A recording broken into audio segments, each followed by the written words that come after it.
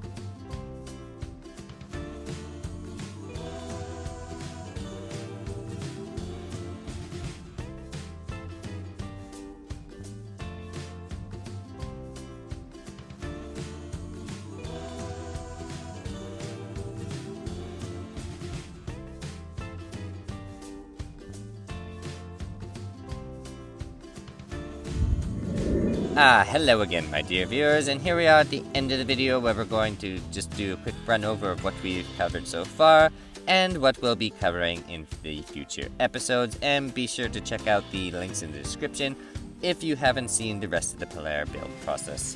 Anyway, we did add some plasticine. I'm thinking now with that bumper on, we might want to add just a tad bit more. Unfortunately, we also going to want to trim off that section there. It's not exactly very straight.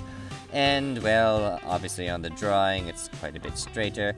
And, well, the hood doesn't look too bad. I think the front end does need a little bit of massaging before painting, obviously, so we'll probably start off with the next episode with a bit of carving, just to make sure all those lines look nice and neat. And then we're going to shove one of those really fine paintbrushes in between there, and a lot of sanding and, well, patience testing. Anyway, I want to thank you for making it this far in the video, and if you have, be sure to like, comment what you think, share with friends, and consider subscribing if you're new. Anyway, that's enough for me. Till next time, take it easy.